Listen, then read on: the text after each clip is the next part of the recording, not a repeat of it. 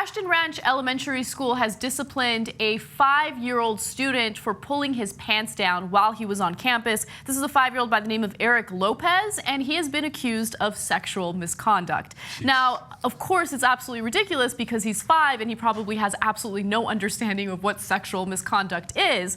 But what's also fascinating about this story is that he was disciplined without his mother knowing about it, and they put the sexual misconduct in his record. So if he goes to any school within that district, that record will follow him. Now, the parent is absolutely upset about this. She's like, why didn't you guys call me in so I can at least dispute this? And they're saying, well, you know, if he wanted you there, he would have asked for you. And here's what she had to say. He did not know that he could ask for me. He's 5. I mean, you see that cute little kid, right? And, you know, at school, they'd always tell you, you know, this is... Come on, dude. What a predator. Yeah, who looks at that and thinks, oh, yeah, sexual harasser or whatever the hell he's called, right? Come on, man, have some common sense. You know how they used to say in school, this will go on your permanent record? Mm-hmm. And I always thought, yeah, sure it will, buddy, right? And I didn't care about that. But this actually could haunt the kid, right? Because people read the first line, sexual something, right? Sexual misconduct, yeah. And then they won't read the line where it says he was 5 when he did it. Right? Some people will read it, a lot of people won't read it. And that'll follow him around. Oh, so you got to watch out for that kid. You know, he did sexual misconduct. He's 5. Have you ever seen a 5-year-old? Have you ever been with a 5-year-old?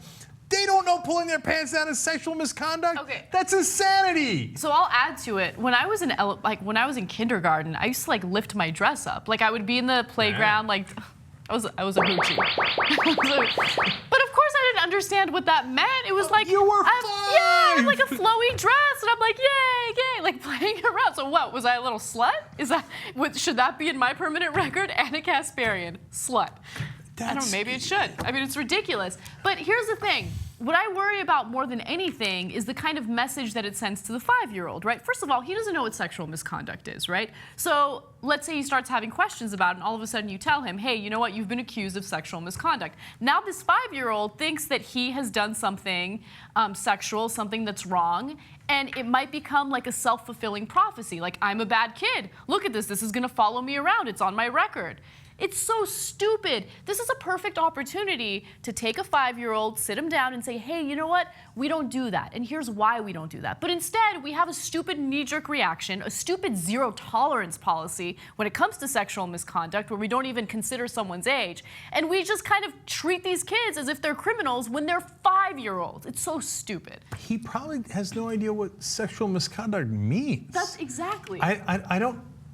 I don't know if there are a lot of sophisticated 5-year-olds out there, but the 5-year-olds I know would have no idea what sexual misconduct means.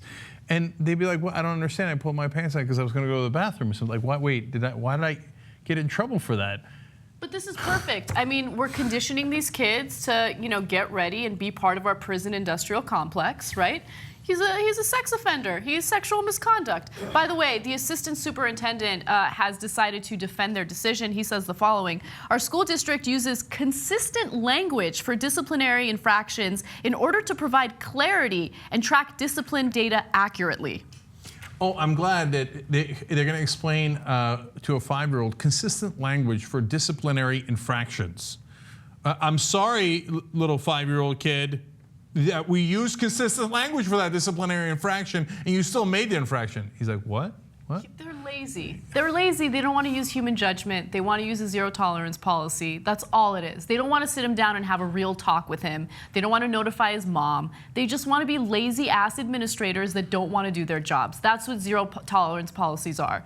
That's what he's saying here. It's consistent language for disciplinary infractions. They want uniformity regardless of the student's age.